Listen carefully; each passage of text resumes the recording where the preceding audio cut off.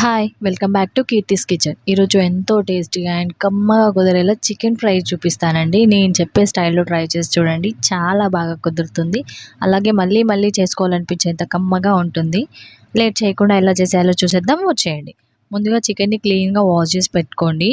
ఆ తర్వాత ఒక అరచెక్క నిమ్మరసం, ఒక టీ స్పూన్ సాల్ట్ వేసి బాగా కలిపి ఒక 1 అవర్ పాటు అలా పక్కన పెట్టేసేయండి. 1 అవర్ కన్నా మీ చికెన్ని బట్టి తీసుకోండి. లేతదైతే 1 అవర్, ముదిరిపోతే 2 అవర్స్ అట్లా తీసేసుకోండి.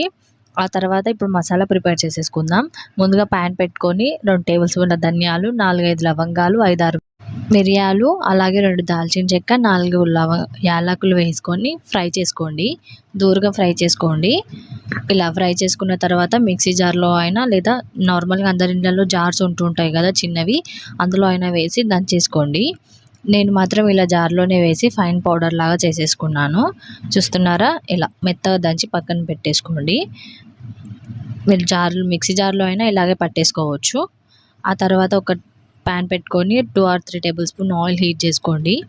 ఆయిల్ హీట్ అయిన తర్వాత ఒక కప్పు ఆనియన్స్ కట్ చేసి అందులో వేసేసుకోండి.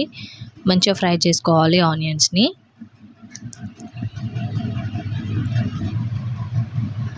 ఇలా ఫ్రై అయిన తర్వాత కొంచెం 2 రెబ్బల కరివేపాకు యాడ్ చేసుకోండి. మీకు ఫ్లేవర్ నచ్చదనుకుంటే స్కిప్ చేసేసేయచ్చు. ఆ తర్వాత 3 స్లైసెస్లా కట్ చేసుకొని చిల్లీస్ యాడ్ చేసుకోండి. ఆ తర్వాత 1 టేబుల్ స్పూన్ ఫ్రెష్గా దంచుకున్న అల్లం వెల్లుల్లి పేస్ట్ యాడ్ చేసుకొని పచ్చి వాసన పోయే వరకు ఫ్రై చేసుకోండి. ఆ తర్వాత కొంచెం పావు టీ స్పూన్ పసుపు యాడ్ చేసుకొని మరొకసారి కలుపుకోండి. ఇలా ఒక 2 మినిట్స్ అలా ఫ్రై అవ్వనివ్వండి. ఆ తర్వాత మనం చికెన్ని మ్యాగ్నేట్ చేసి పెట్టుకున్నాం కదా, అది మొత్తం ఒకటేసారి వేసేయకుండా ఇలా లేయర్ లేయర్లా వేయండి. బాగా కుక్ అవుతుంది అన్నట్టు.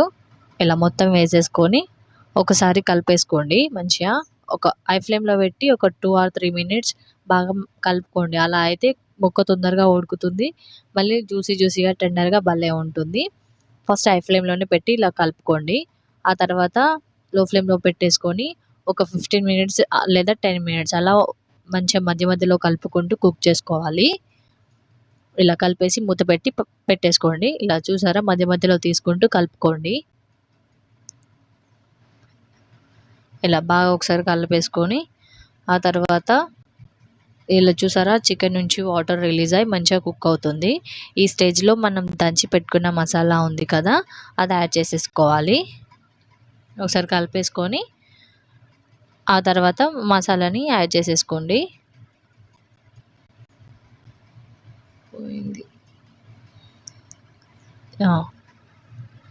మసాలా యాడ్ చేసుకున్న తర్వాత ఈ స్టేజ్లో మనం కారం, సాల్ట్ యాడ్ చేసేసుకుందాం.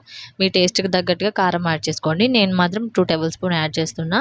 అలాగే 1 టేబుల్ స్పూన్ సాల్ట్. మనం ఫస్ట్ మ్యాగ్నేట్ చేసినప్పుడు సాల్ట్ వేస్తాం కదా, అది ఇది చెక్ చేసుకొని వేసుకోండి, లేకపోతే ఉప్పిసం అయిపోతుంది, సాల్ట్ ఎక్కువైపోతుంది.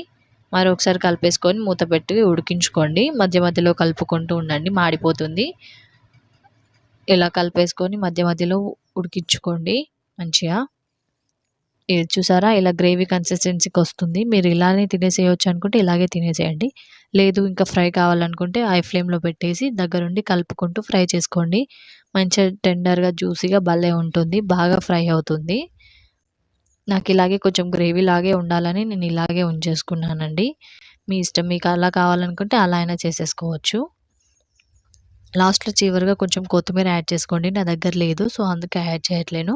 ఈ వీడియో నచ్చినట్లయితే లైక్ చేసి, షేర్ చేసి మరిన్ని వీడియోస్ కోసం మన ఛానల్‌ని సబ్స్క్రైబ్ చేసుకోండి.